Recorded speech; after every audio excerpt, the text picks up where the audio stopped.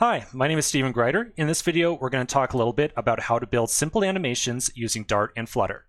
We're going to do so by building a tiny little application. In this application, we're going to show a red box on the screen. It's going to start off as rather small, and then whenever a user taps on this thing, we're going to make the box animate to increase in size. And the key here is that we want this to be an animated transition. So we don't want the box to just suddenly instantly grow in size. We want to kind of animate it nice and smoothly, kind of like so. But of course, it's going to be centered the entire time. Now, we're going to write out some code to do this entire process and run it immediately inside of an Android emulator.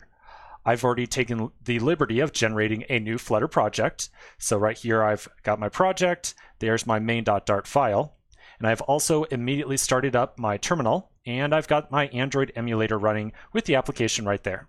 So let's get to it. We're going to first write out a little bit of code to just get a red box to appear on the screen. Once we get the red box to appear on the screen, we'll then quickly talk about some animation. All right, let's get to it. So here's my main.dart file. This is all the normal generated code that you get when you first create a Flutter application. So just to start from scratch, I'm going to highlight everything inside of here and delete all of it. And then I'm going to replace it by creating a single stateful widget that we're going to render onto the screen of our device. So I'm going to do a little bit of quick typing here. I'll put down an import statement, to get package flutter material.dart. I'm going to create my main function. We're going to assume that the stateful widget that we're going to put together is going to be called animation demo. I'll immediately create that class. And again, that's going to be a stateful widget. We're going to give this thing a create state method. And anytime that someone calls it, we'll create a new instance of animation demo state. And so as you might guess, animation demo state is going to be the class that stores all the state and all the data tied to our animation demo widget. So I'll do class animation demo state. That's going to extend state with animation demo. And then inside of here, I'm going to define my build method that is going to take some context.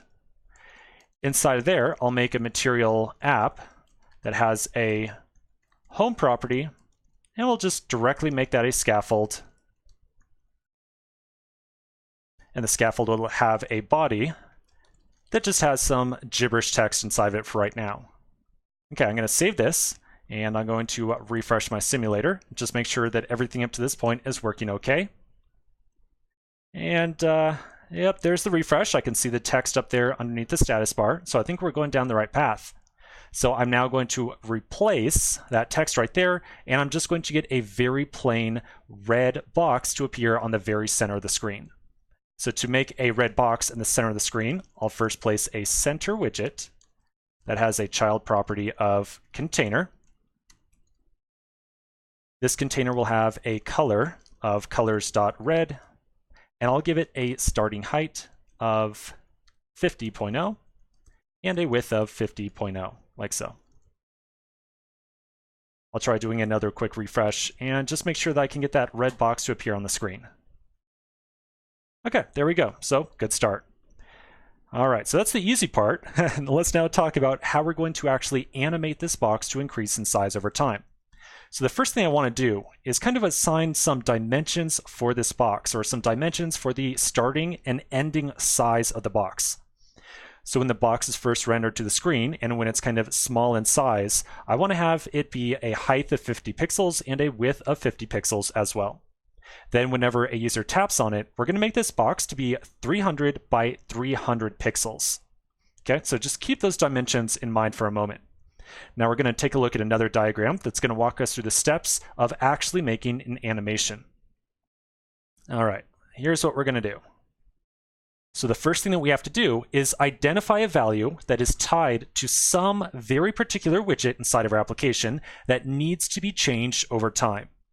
So step one right here, probably the most critical and sometimes the most challenging. So with this step, we have to look through all the widgets that we're trying to render, and we need to identify some property about one of them that we want to change over the span of our animation. And so remember, 2 seconds ago, I told you I want to start this box off with 50 by 50 pixels. And then over time, I want to increase that up to 300 by 300 pixels.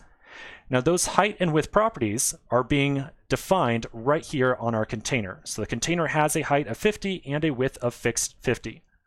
So for step 1 of animating something, the thing that you and I want to change over time is the height and the width that are being assigned to this container widget. That's the value that we want to change.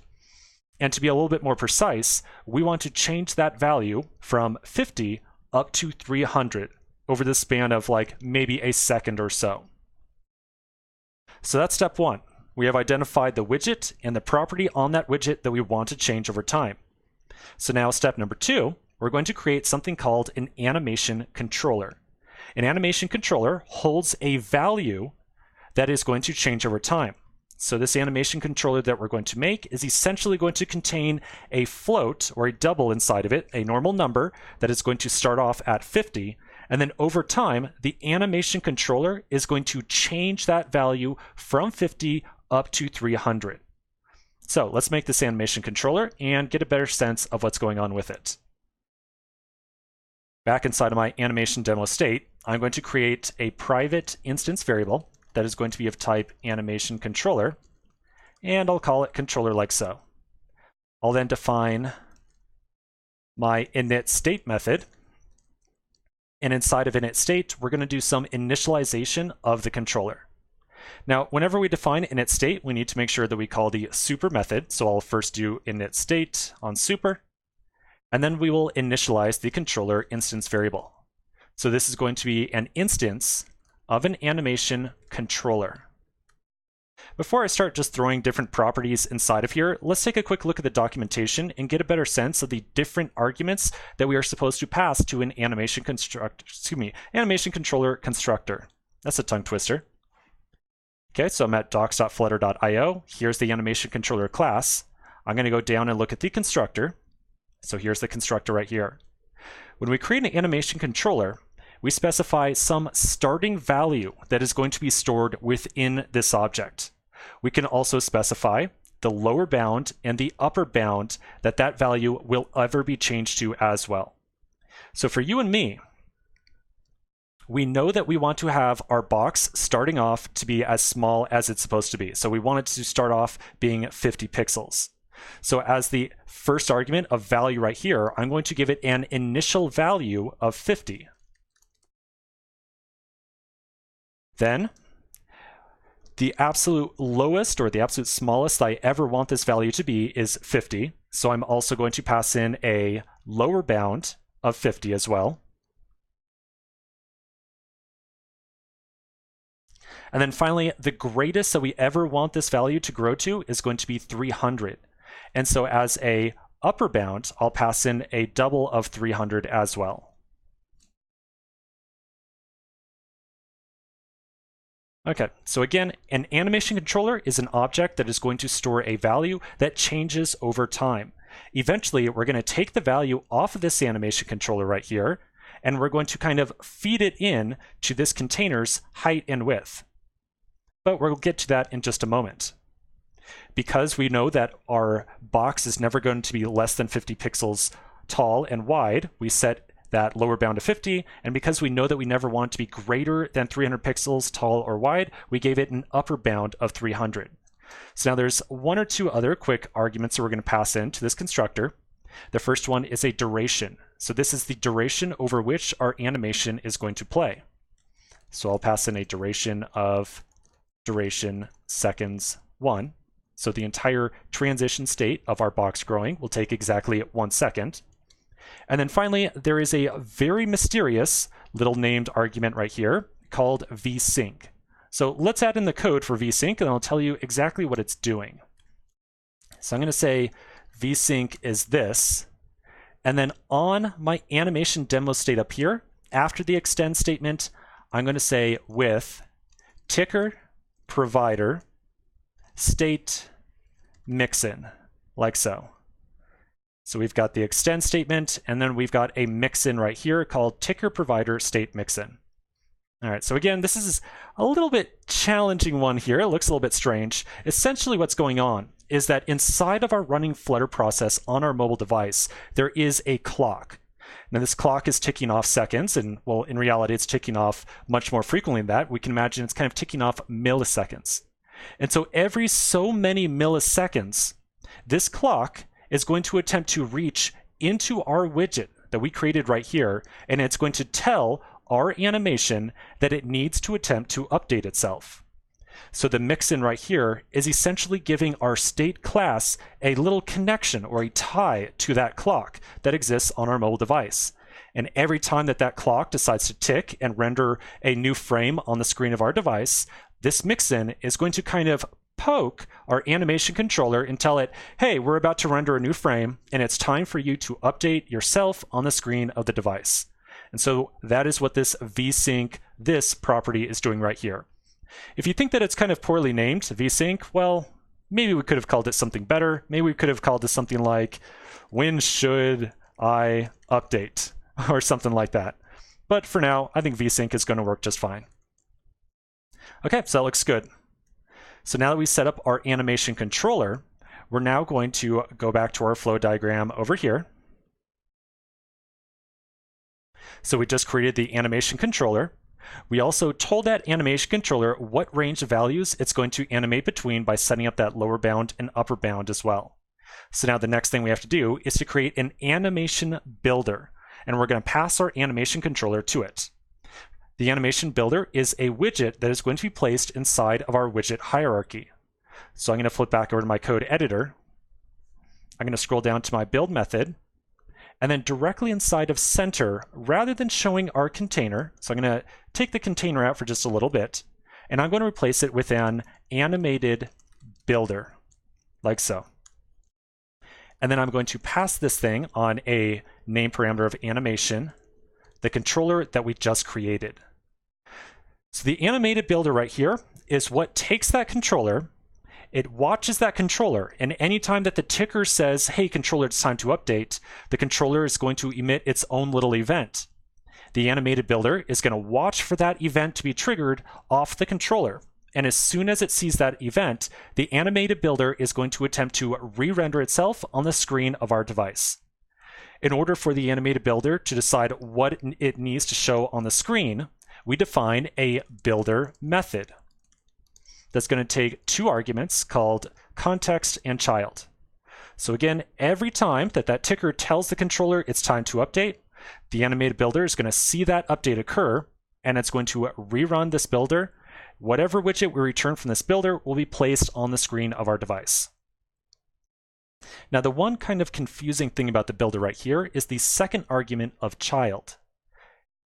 As you can imagine, when we're playing out an animation, this thing needs to update many, many times a second. And so if we tried to recreate some expensive widget inside this builder method, it would be recreated many, many, many times a second.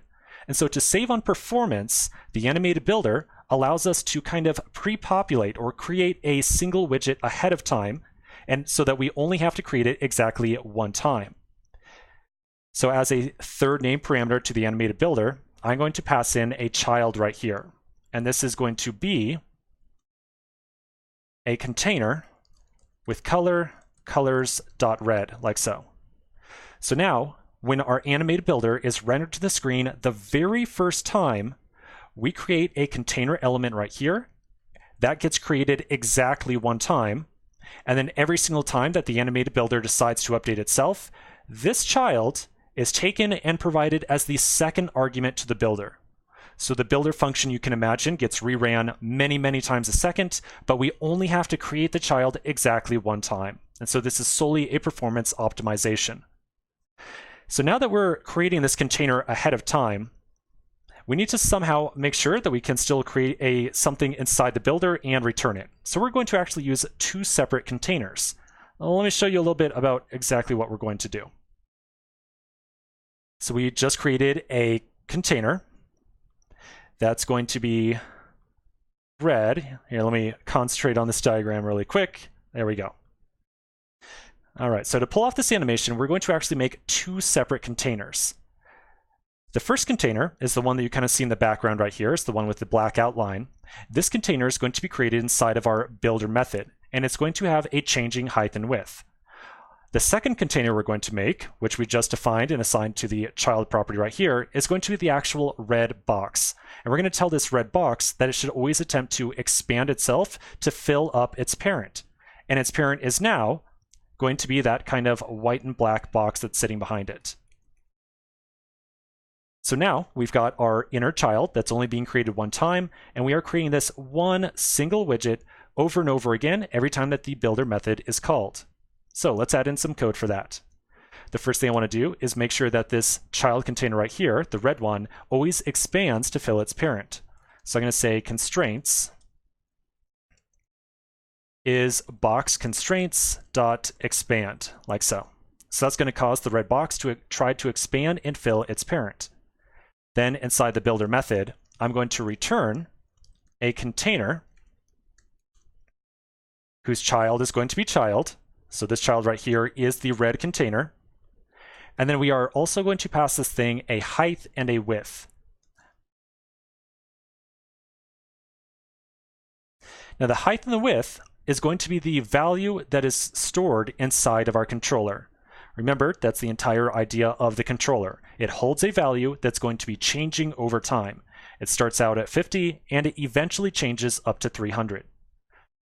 So for the height and width on this container, I'm going to use controller.value and controller.value, like so.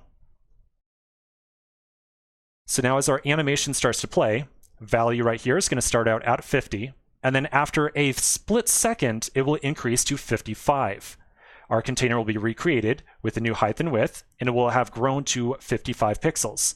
A split second later, it'll update to 60, and then we get the new container with a height and a width of 60. And so on and so on. The process keeps repeating. I'm going to save this file now, and I'll do a quick refresh just to make sure that we can get that red box on the screen as we expect. And okay, looks good. I still got the red box as I would expect, but of course, we still don't have the ability to actually click on this thing and change its size. So for the last thing we're going to do, I'm going to wrap my center widget right here with a gesture detector, which is a widget specifically used to watch for tap events on the screen of the device. We're going to specifically wrap the center element so that a user can essentially tap on anything on the screen and see this box grow and shrink over time. So I'm going to first give myself a little bit of space. I'll put in my gesture detector. The gesture detector is going to have a child of the center. Now I'm going to scroll down and I'm going to fix some of the parentheses down here. So I think that I probably just need to put in one extra one like so. And yeah, that looks good. So now on the gesture detector, I'll give it an onTap method that will be invoked anytime that a user taps on anything inside of the center widget. So inside of here, we're going to look at our animation controller status in just a moment. But for right now, let's just try to change the size of this box one time. We're eventually going to allow the user to tap on it multiple times, but just to make sure that it works the way we expect, we'll first just allow a user to tap on it one time and get the box to grow. So if a user ever taps on the gesture detector, we're going to look at our controller and we're going to tell it that it is time for it to change its value. To make it change its value, I'll say animate to, and then as the first argument, I'll pass in the value that I want the controller to change itself to. So I want this thing to go from its starting value of 50, and I want it to grow to its upper bound of 300. And so I'm specifically saying right here, I want you to animate your change. I want you to grow in size up to 300. As a second argument, or a name parameter, I'm also going to pass in curve. Curve is the rate at which this value is going to change. And so I can assign curves.bounce out. And if you're using VS Code, you can actually mouse over this, and it'll give you a little chart of how that value is changing over time. So the value at first is going to change very slowly from 50 towards 300, and then it's going to grow faster and faster to 300, and then it's going to kind of come back down to maybe, I don't know, 280, back to 300, 290, back to 300, 295, back to 300. And so it's going to give it that nice little bounce animation when it changes in size. Okay, I'm going to save this. We'll do another quick test. So here's my refresh. And I'm now going to tap on the box right there, and as you can see, it's got that nice little pop animation to it. But of course, if I tap on it again, nothing actually happens. So let's add a little bit more code to OnTap right here to make sure that we can kind of reverse or reset the animation. So inside of OnTap, I'm going to define a temporary variable called status, and I'm going to pull that value from controller.status. Oops, controller, there we go. The status variable right here describes the current state of the animation. And so it tells us whether the animation is playing, whether it's stopped at the end, whether it's reversing, or whether it is at the very beginning and has not yet began. So we're going to look at that status variable. I'm going to say if status is equal to animation status.completed, then we're going to do something here in just a moment, but first the if statement. So we're saying that if the status of the animation is completed, so in other words, if the animation is played all the way and it's at as large a size as it's ever going to be, and a user taps on this thing, then I'm going to reverse the animation and send it back down towards 50 pixels. Otherwise, if a user taps on this thing and the animation is not completed, then I'm going to tell it to try to grow in size to 300 pixels. Okay, so one more quick walkthrough here. Anytime a user taps on the center element, we're going to run the onTap method. We're going to look at the controller status. If the status is completed, so if the animation has played itself out and it's at 300 pixels, then we're going to attempt to reverse the animation back to its initial state with a height and a width of 50. Otherwise, we're going to tell this thing to animate itself up to 300 pixels. So one more quick test here. I'll do my refresh. There's the refresh, and now I can tap on this thing and it grows in size, and I can tap it on again and it shrinks very slowly back down to 50 pixels. And I can keep repeating that process over and over. Okay, so that's it. That is animation with Flutter in a nutshell. Now, quick plug here. If you enjoyed this video and you found it useful at all, I do have a full-length course on Dart and Flutter hosted on udemy.com. You can find a link to it down in the description.